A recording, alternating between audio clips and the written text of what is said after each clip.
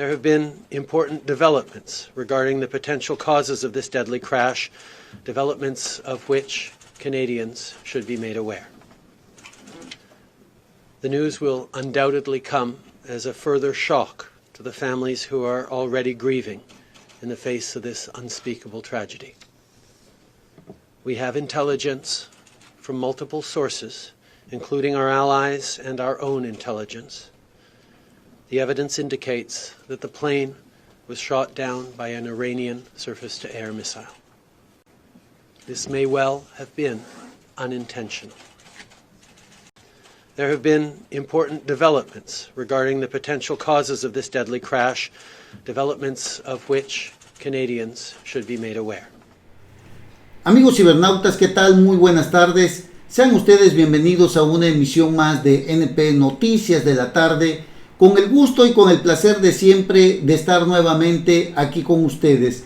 Gracias por acompañarme, gracias por hacer clic en el amplio mundo de las redes sociales. De verdad, muchísimas gracias. Es un placer estar nuevamente aquí con ustedes en una emisión más ya en este fin de semana, viernes 10 de enero del año 2020. Qué rápido se va el tiempo, amigos cibernautas. De verdad, el tiempo que no perdona, como dijera la canción de Juan Gabriel, el tiempo que no quiere a nadie. Y bueno, hoy en este fin de semana nos da muchísimo gusto estar nuevamente aquí con ustedes. Transmitimos como siempre desde el Puerto Internacional de Coatzacoalcos, Veracruz, para todo el mundo. Y bueno, ya sabe usted lo que gira alrededor del mundo. Ya sabe usted lo que está sucediendo alrededor del planeta, los problemas tan grandes, bélicos, entre Estados Unidos y Irán, que bueno, ahora pues ya lo sabe también, la catástrofe, la tragedia que enluta a muchos hogares canadienses, donde un avión que se dirigía a Kiev, capital de Ucrania, pues que llevaba pasajeros canadienses, jóvenes estudiantes también, 176 pasajeros, que salió del aeropuerto de Teherán, capital de Irán, fue derribado por un misil. Se habla de que esto fue ocasionado pues precisamente por un artefacto de esta naturaleza que iba dirigido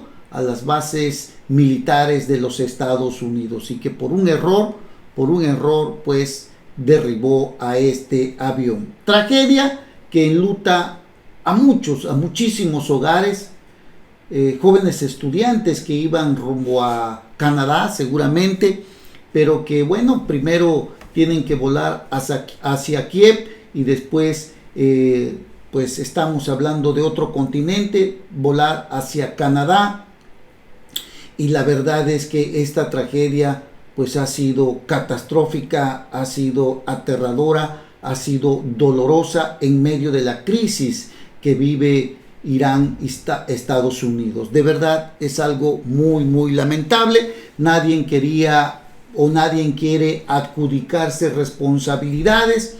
El gobierno de Irán pues está ahorita prácticamente en una encrucijada de aceptar. De momento ha dicho que no, que ellos no los derribaron, es negar la culpa, pero ha salido el primer ministro canadiense Justin Trudeau, afirmó este jueves, el día de ayer, que el gobierno canadiense tiene información que el avión ucraniano fue derribado por un misil iraní.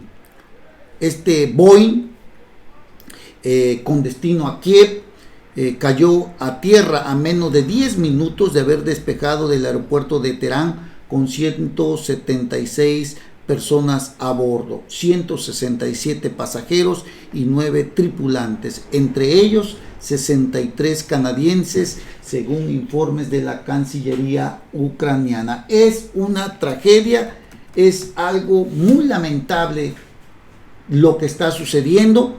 Desde el inicio de estas hostilidades en las que Estados Unidos dio muerte al general iraní Qasem Soleimani, este general que pues era el segundo hombre más poderoso de Irán, era considerado prácticamente como un dios. Se le ha rendido un velorio, un entierro, un respeto de miles de millones de gentes allá en tierras iraní.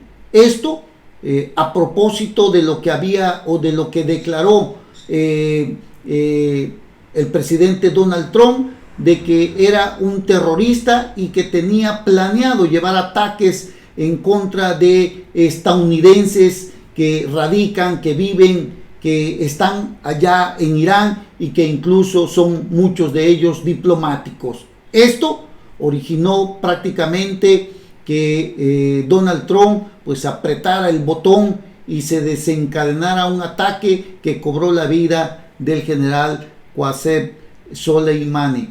Así que esto, la verdad, ha sido terrible y vino a empañar todo el panorama de lo que acaba de suceder con el derribo de este avión. Pero hay algo muy importante que debemos analizar y no debemos de perder de vista si se trata de platicar de este tema.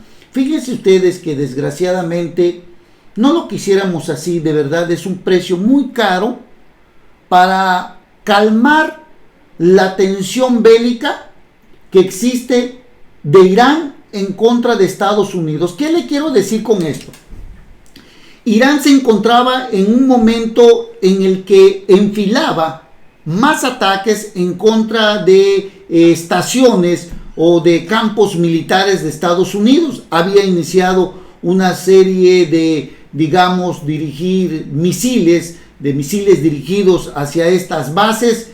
Y esto que sucedió con el derribo del avión ucraniano vino prácticamente a ponerlo en una situación en la que prácticamente tiene que bajarle ese tono belicoso que tenía originado precisamente por el derribo de este avión. Y esto pues se une prácticamente a lo que hace unos días había dicho el presidente Donald Trump cuando le tendía la mano a Irán y le decía que quería un acuerdo de paz, que quería armonía, que le tendía la mano para terminar con este conflicto. El derribo de este avión, imprudencial, por error, por lo que usted quiera, pues en este momento, quiérase o no, afloja las tensiones y el coraje que tiene Irán en contra de los Estados Unidos, porque el derribo de este avión prácticamente lo acorrala en una posición en donde todas las miradas del mundo están puestas en Irán y consideran que el derribo de este avión pudo haber sido provocado.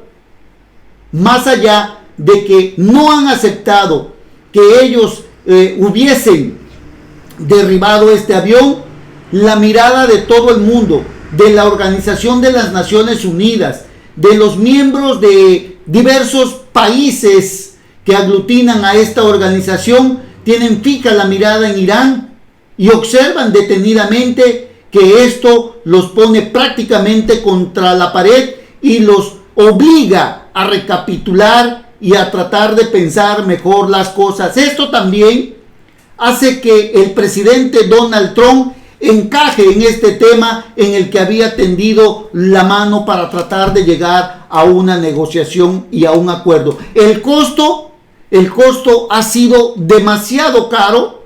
Nadie quisiera, la verdad, estar viendo lo que sucedió, diciendo lo que pasó. Pero honestamente, esto que sucedió, desgraciadamente, lo repito, y no hay que decirlo como si realmente fuera lo mejor que pudo haber pasado. Claro que no, es una tragedia. Pero lo que le estoy diciendo, que en este momento lo que sucedió obliga a Irán a atemperar el coraje y el odio de contraatacar a los Estados Unidos, porque la mirada de todo el mundo está puesta precisamente ahí, en ese país que en este momento siente un enorme coraje en contra de los Estados Unidos. Y este tema que le estoy diciendo obliga también a que mucha gente se desentienda o se desatienda de otros temas importantes que están sucediendo y que de una o de otra forma también impactan en nuestro país.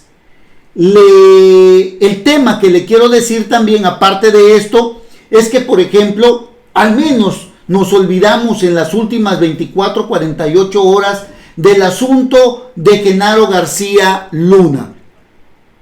Genaro García Luna, el poderosísimo ex jefe de la Secretaría de Seguridad Pública de Felipe Calderón, el jefe poderosísimo de la Agencia Federal de Investigaciones con Vicente Fox, pues tal parece que negocia un acuerdo con el Departamento de Justicia para evitar ser enjuiciado por 4 delitos relacionados al narcotráfico. Entregado a la oficina del juez Brian Cogan de la Corte Federal del Distrito Este en Brooklyn, Nueva York, el documento indica que las negociaciones de García Luna con el gobierno estadounidense iniciaron el pasado 3 de enero, día que se declaró, usted lo recordará. Fíjese cuánto tiempo ha pasado y lo que sucedió con la muerte de este general y lo del derribo de este avión que nos hizo olvidar lo que estaba sucediendo en Estados Unidos con Genaro García Luna. El 3 de enero que se declaró no culpable de los cargos que le imputan. Las partes, firmado por el propio Luna y por los abogados de Genaro García Luna, las partes informan al juez estar involucrados en las negociaciones, las cuales podrían resultar en una disposición de este caso sin un juicio. ¿Qué le quiero decir? Que se declara culpable, puede ser un testigo colaborador, depende de la información que vaya a dar, la fuerza y la importancia de la información que pueda dar, que podría en determinado momento pues llevarlo a la cárcel, pero de otra manera. Él está enfrentando un proceso, podría enfrentar un proceso de 10 años de cárcel a cadena perpetua. Imagínese usted lo que le estoy diciendo. De eso a que vaya a pasar 5 o 6 o 7 años, 8 años en la cárcel a enfrentar una condena de cadena perpetua, sería de verdad para un hombre tan poderosísimo como este señor, pues sería prácticamente ser condenado a muerte. Por ello, cuando en Estados Unidos hay este tipo de negociaciones, también es importante analizar qué información es de relevancia la que pueda proporcionar, que pudiera ofrecer para que a él también le garantizaran un proceso en el que tuviera oportunidad de ir a la cárcel, pero con medidas no tan severas ni tan fuertes como sería el de enfrentar cadena perpetua, así de ese tamaño. Hay que recordar el caso, por ejemplo, de Osiel Cárdenas Guillén, usted lo recordará también. Él se declaró, pues hizo un acuerdo con el Departamento de Justicia de los Estados Unidos, lo condenaron, si no mal recuerdo, a 25 años de prisión. Eso fue allá por el año 2000, si no mal recuerdo, ahorita le tengo el dato por ahí de Osiel Cárdenas Guillén. Lo condenaron a 25 años de prisión. Estamos hablando que este señor tiene más o menos en prisión ya como unos 20 años, si no mal recuerdo. Y seguramente dentro de pocos años habrás de salir de prisión. Pero el caso de García Luna es algo de verdad, algo que nos pone a pensar qué tanto está involucrado el expresidente Vicente Fox, qué tanto está involucrado el expresidente Felipe Calderón, ¿Qué tanto está involucrado el expresidente Enrique Peña Nieto? Porque hoy se sabe que incluso a él se le transfirieron varios miles de millones de pesos desde la Secretaría de Gobernación, donde era secretario de Gobernación precisamente Miguel Ángel Osorio Chong. Incluso se habla que la Agencia de Seguridad, una empresa de seguridad que tiene Genaro García Luna, recibió millonarias sumas del gobierno de Miguel Ángel Mancera, quien hoy es senador de la República. En ese tiempo fue jefe de gobierno por el Partido de la Revolución Democrática. El gobierno de Donald Trump, el gobierno de los Estados Unidos más bien, acusa a Genaro García Luna de 3 delitos de conspiración para traficar drogas ilícitas en asociación con el cártel de Sinaloa, y uno por haber mentido bajo juramento al negar su relación con el narcotráfico mexicano cuando solicitó la ciudadanía estadounidense por naturalización. El gobierno de Donald Trump sostiene la acusación contra el exsecretario de Seguridad Pública de México que colaboró con el narcotráfico desde sus inicios como funcionario público federal en el sexenio de Vicente Fox, de Felipe Calderón y de Enrique Peña Nieto, y después incluso como civil y ya viviendo en los Estados Unidos, precisamente en el estado de Florida. A García Luna, el Departamento de Justicia de los Estados Unidos lo señala como protector de la fracción criminal del cártel de Sinaloa, que fuera dirigida por Joaquín El Chapo Guzmán Loera, a cambio de recibir millones de dólares en pago a sus favores de impunidad cuando era funcionario federal. De verdad, esto es algo fuerte, algo terrible, que en manos de quien estuvo la seguridad de los mexicanos, ¿no? Quien tuvo nuestra seguridad y la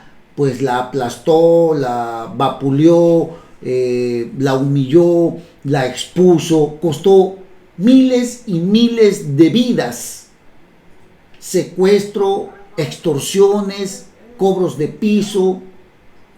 Bueno, algo terrible lo que hemos vivido en los últimos mínimo 2 sexenios y parte de lo que va en este año con Andrés Manuel López Obrador, que también, hay que decirlo, ha sido un gobierno que no ha tenido la capacidad para enfrentar la organizada. Y ahí tenemos el caso que pasó en Sinaloa, precisamente con el hijo del Chapo Guzmán, Ovidio Guzmán, a quien las autoridades de Andrés Manuel López Obrador, en un acto humillante para las instituciones del Estado, tuvieron que soltar a Ovidio Guzmán, uno de los líderes del cártel de Sinaloa, hijo del Chapo Guzmán, porque no tuvieron la capacidad para enfrentar a la delincuencia organizada, a un cártel uno de los cárteles más poderosos y fuertes, el de Sinaloa, el del Chapo Guzmán, el del Mayo Zambada, ¿no? Uno de los cárteles que la verdad es el mismo que señalan de haber recibido protección de Genaro García Luna durante el sexenio de Felipe Calderón y quizás dentro del gobierno de Enrique Peña Nieto.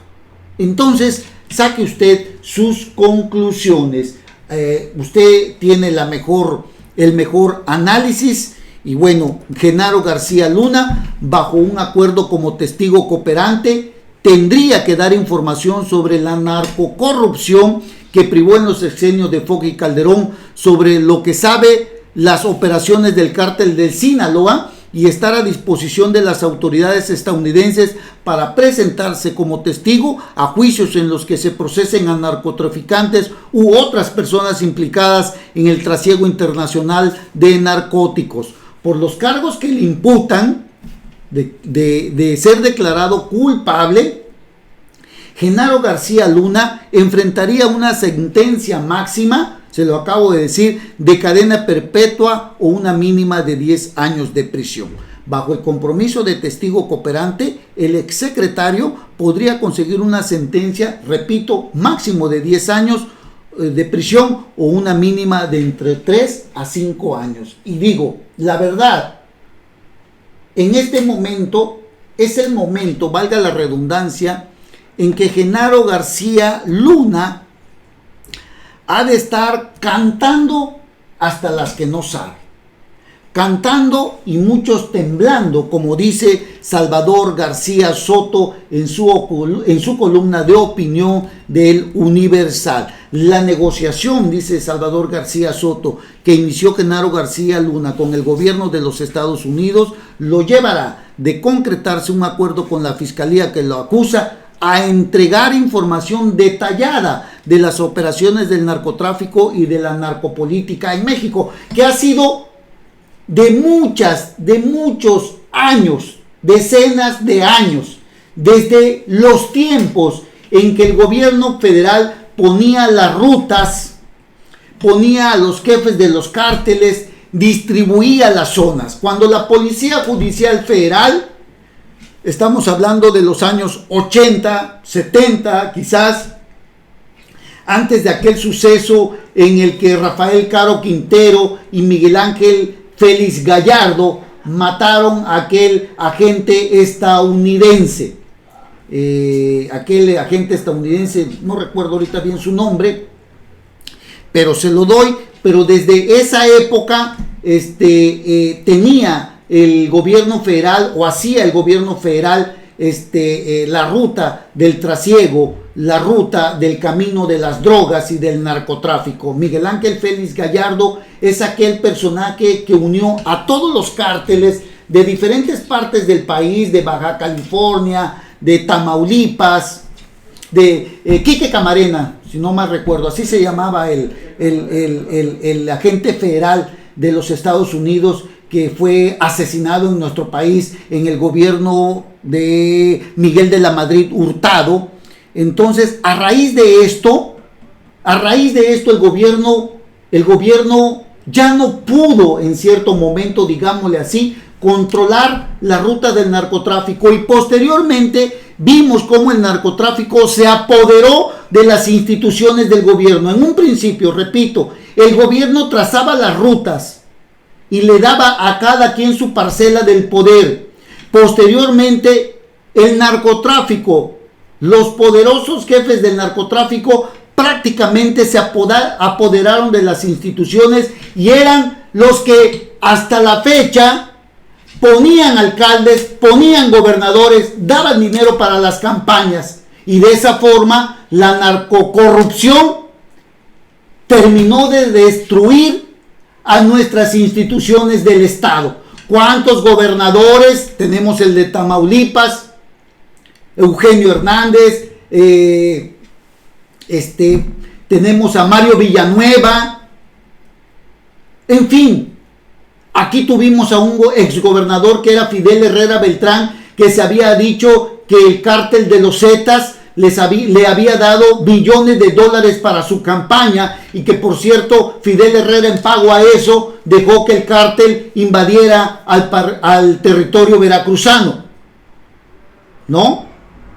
Así podríamos hablar de muchos gobernantes, presidentes municipales, que hay que decir una cosa también: los presidentes y los gobernadores, hasta cierto punto, digámosle así, tampoco han podido con la capacidad de juego de los cárteles de la droga en este país.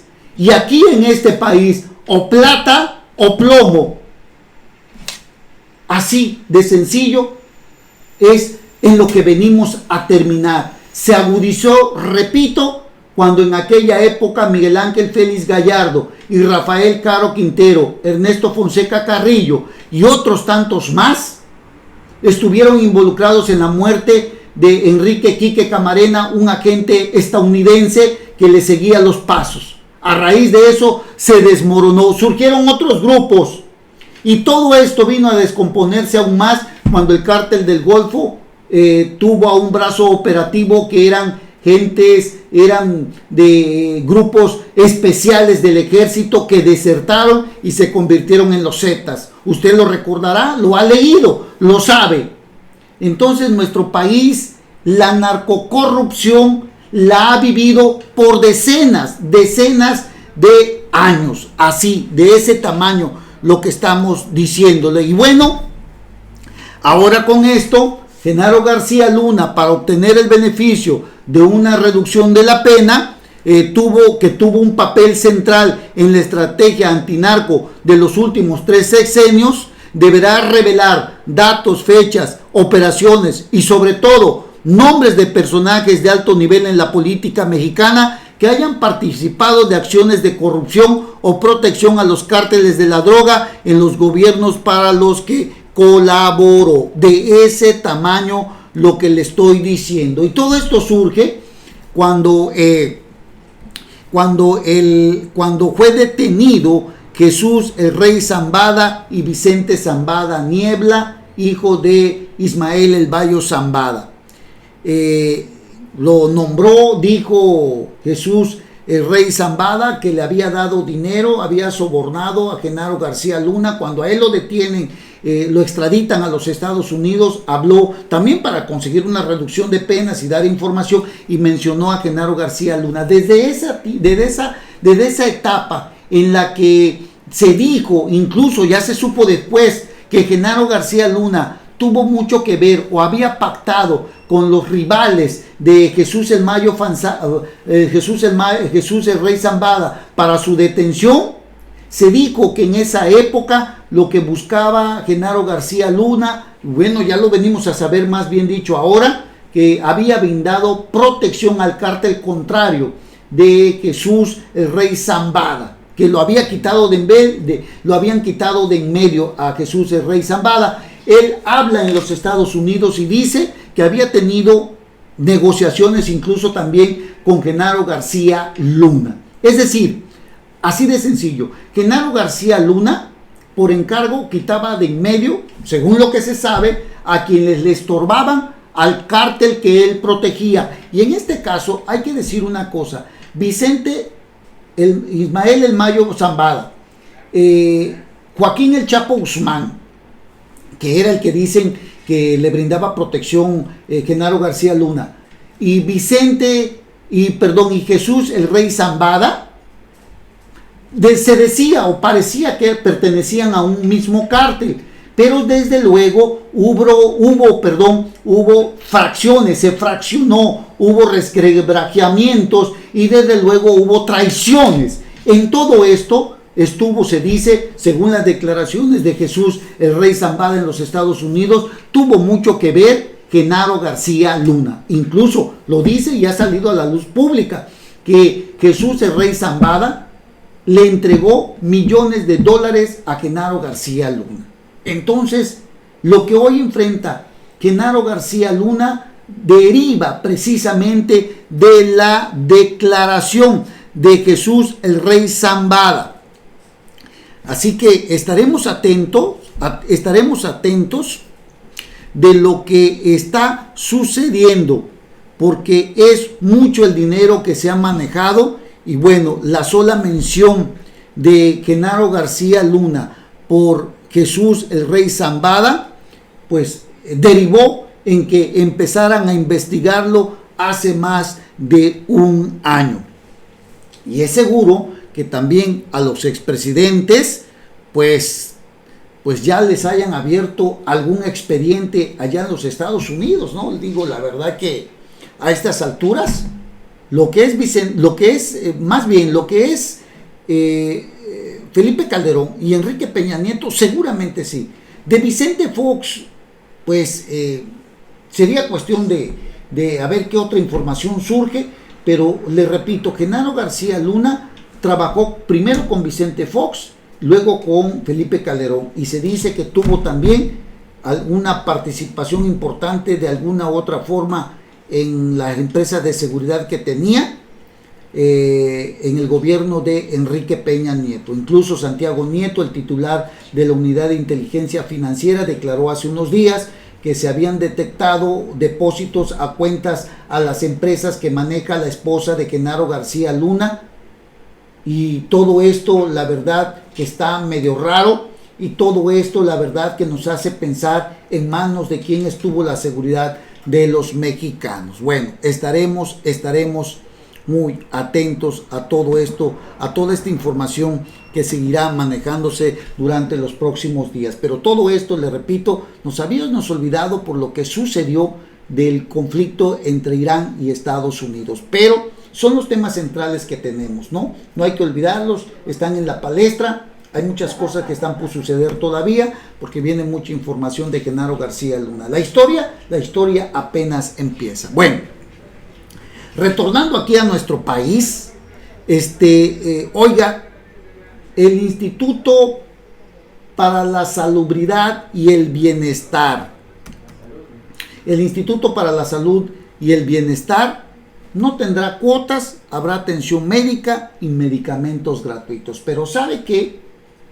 Resulta que eso no es cierto hasta el día de hoy. Porque en primer lugar, no hay medicamentos oncológicos aquí en nuestro país. Le estoy hablando de prácticamente todo el territorio nacional. No hay medicamentos oncológicos, por ejemplo, en el Hospital de Alta Especialidad de aquí de Veracruz. Tiene meses que no lo hay. El Seguro Popular con este instituto desaparece. Se supone que es gratuito, que no va a haber cuotas, y sin embargo no es así.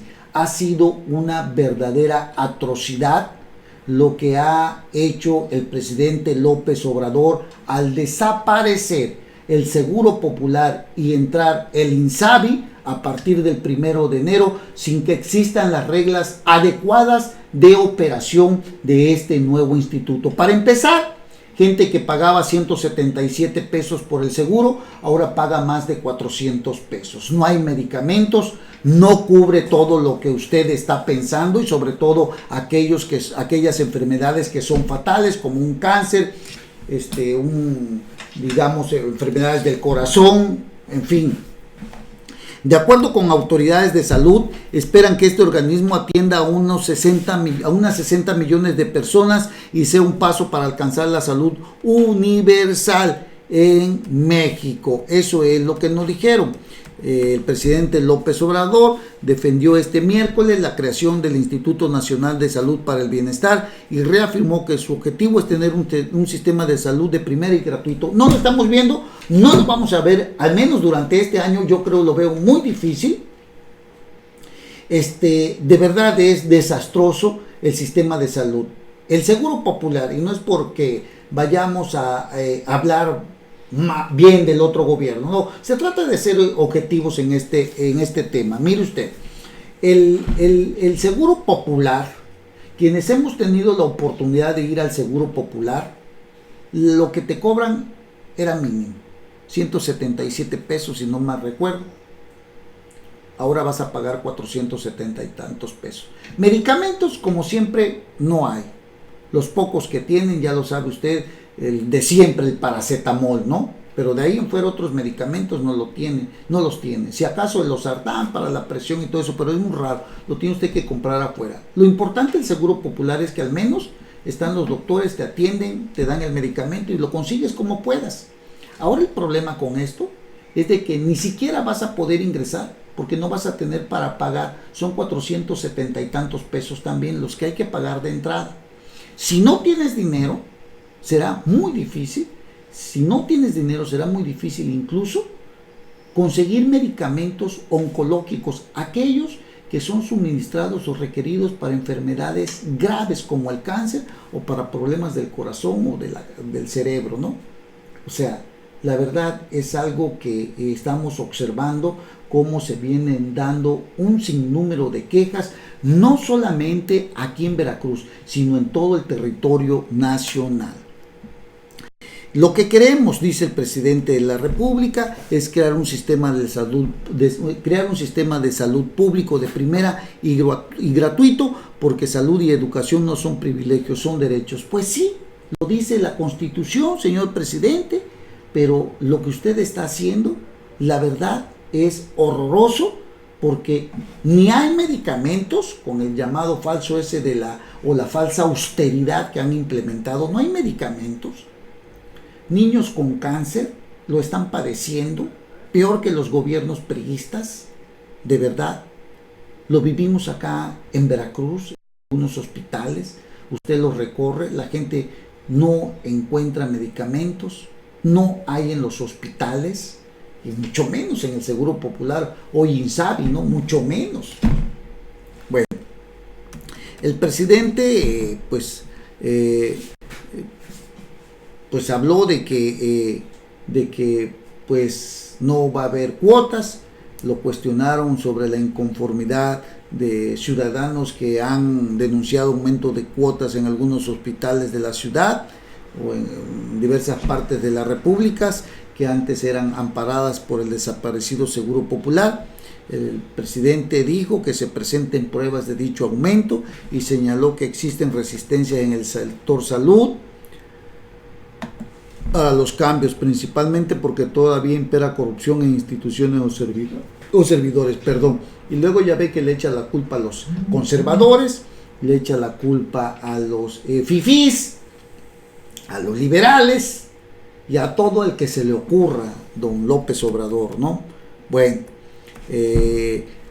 ya entró en vigor el Instituto de la Salud y para el Bienestar. Sin embargo, pues parece ser que salió peor el remedio que la enfermedad. Las cuotas e incertidumbre enmarcan la primera semana del INSABI. Ya entró en operación el Instituto de Salud para el Bienestar. Familiares, y fíjense, acaba de entrar, familiares de pacientes denuncian que siguen pagando por la atención médica y medicamentos para sus enfermos. A una semana de entrar en operación el nuevo sistema que sustituyó al Seguro Popular, los familiares de los pacientes no han visto beneficios por en el proceso, porque les siguen pidiendo su póliza, ni en sus bolsillos, ya que incluso terminan pagando más que en el año del 2019. En los centros de salud, donde cualquier persona sin seguridad social puede recibir o acudir para recibir atención, según lo dicho por el presidente, no tienen información adecuada, mientras que en los hospitales generales siguen cobrando por la atención, los medicamentos y otros estudios. Así que, pues la verdad, qué terrible. Hay gente que lleva a sus familiares a internarlos, a hospitalizarlos, pero no hay camillas, no hay doctores, ni medicamentos para atender al paciente. Es lamentable lo que está sucediendo con el INSABI, que tiene pues prácticamente una semana de haber entrado en operación, pero vemos que ha sido un verdadero desastre, porque no hay, los hospitales siguen sin medicamentos, las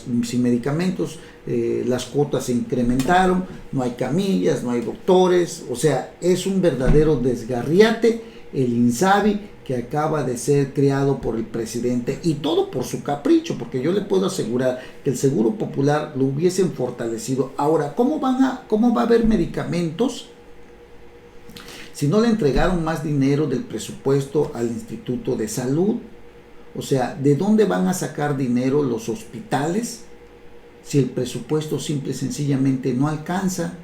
Eso es lo que debería de saber el presidente. Al presidente deberían de informarle bien, decirle bien lo que está sucediendo, que el presupuesto no alcanza, que hay que sacar el dinero que tiene bajo el colchón, que hay que fortalecer el sistema de salud, y de verdad son las cosas que deberían de estarse tratando, porque con la salud no debe de jugarse. La salud es algo delicado. Es lamentable que quienes tengan algún padecimiento pues no sean atendidos, no existan los medicamentos. Yo me imagino a tanta gente de algunos lugares y poblaciones pues lejanas, cuánta gente morirá, cuánta gente se agravarán sus padecimientos con esta situación en la que el presidente de la República, antes de haber echado a andar el INSABI, debió haber creado las reglas claras de operación para que no tuviéramos que vivir lo que estamos pasando el día de hoy. Pero en fin, es que dicen por ahí que cada maestrito con su librito,